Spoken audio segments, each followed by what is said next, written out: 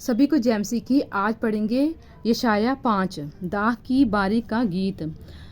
अब मैं अपने प्रिय के लिए और उसकी दाख की बारी के विषय में गीत गाऊंगा। एक अति उपजाऊ टीले पर मेरे प्रिय की एक दाख की बारी थी।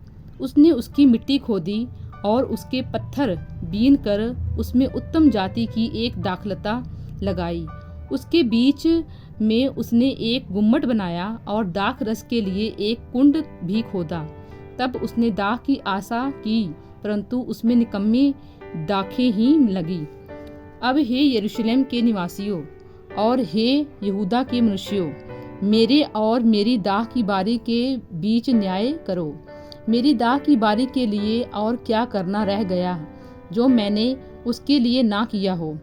फिर क्या कारण है कि जब मैंने दाख की आशा की तब उसमें निकम्मी दाखें लगी? अब मैं तुमको बताता हूँ कि अपनी दाख की बारी से क्या करूँगा। मैं उसके कांटे वाले बाड़े को उखाड़ दूंगा कि वह चट की जाए, और उसकी दीवार को ढा दूंगा कि वह रौंदी जाए। मैं उसे उजाड़ दूंगा, वह ना तो फिर छांटी और ना खोदी जाएंगी, और उसमें भांति भांति के कटीले पेड़ उगेंगे। मैं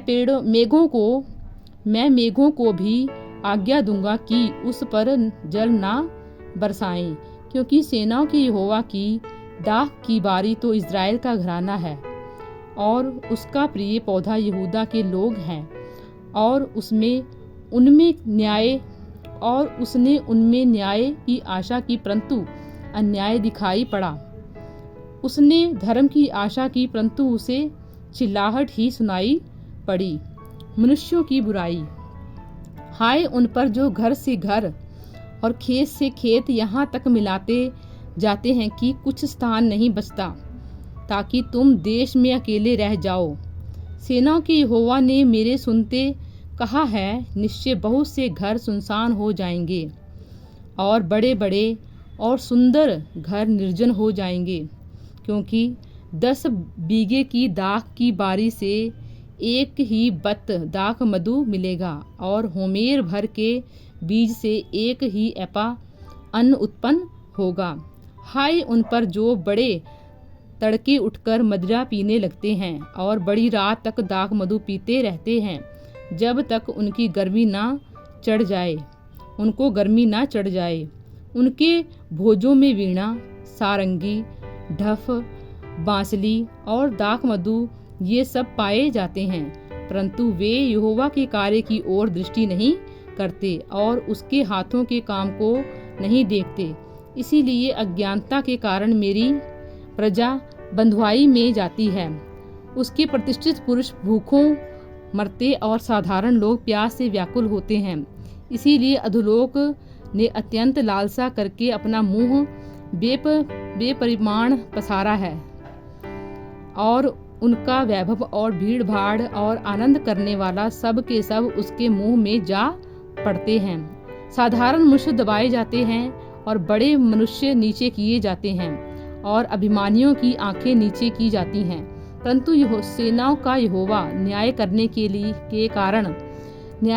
के कारण महान ठहरता, और पवित्र परमेश्वर धर्मी होने के कारण पवित्र ठहरता है।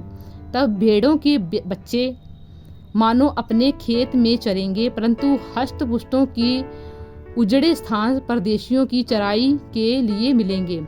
हाय उन पर जो अधर्म को नर्त की रस्सियों से और पाप को मानो गाड़ी के रस्से से खींच ले जाते हैं, जो कहते हैं वह फुर्ती करे और अपने काम को शीघ्र करे कि हम उसको देखें, और इज़राइल के पवित्र की युक्ति प्रकट हो, वह निकट आए कि हम उसको समझें। हाय उन पर जो बुरे को भला और भले को बुरा कहते हैं, जो अंधियारे को उजियाला और उजियाले को अंधियारा ठहराते हैं, और कड़वे को मीठा और मीठे को कड़वा करके मानते हैं। हाय उन पर जो अपनी दृष्टि में ज्ञानी और अपने लेखे बुद्धिमान हैं। हाय उन पर जो दाख की मधु पीने में वीर और मदिरा को तेज बनाने में बहादुर हैं, जो घूस लेकर दुष्टों को निर्दोष और निर्दोषों को दोषी ठहराते हैं। इस कारण जैसे अग्नि की लौ से खूंटी भस्म होती है और सूखी घास जल कर बैठ जाती है, वैसे ही उनकी जड़ सड़ जाएगी और उनके फूल धूल होकर उड़ जाएंगे, क्योंकि उन्होंने सेनाओं के यहोवा की व्यवस्था को निकम्मी जाना और इज़राइल के पवित्र के वचन को तुच्छ जाना। इस कारण यहोवा का क्रोध अपनी प्रजा पर भड़का है और उसने उनके विरुद्ध हाथ बढ़ाकर उनको मारा है और पहाड़ कांप उठे और लोगों के शव सड़कों के बीच कूड़ा से पड़े हैं। इतने पर भी उनका क्रोध शांत नहीं हुआ और उसका हाथ अब तक बढ़ा हुआ है। वह दूर दूर की जातियों के लिए झंडा खड़ा करेगा और सीटी बजाकर उनको पृथ्वी की छोर से बुलाएगा।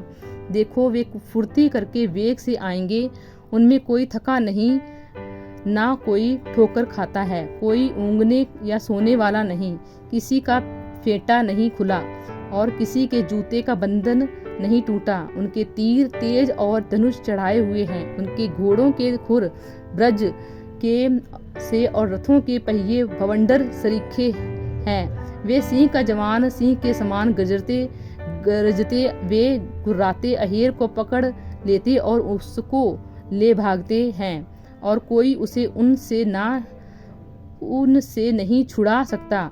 उस समय वे उन पर समुद्र के गर्जन के समान गरजेंगे और यदि कोई देश की ओर देखे तो उसे अंधकार और संकट देख पड़ेगा और ज्योति मेघों से छिप जाएगी। इन वचनों द्वारा प्रभु आपको आशीष दें। आमीन।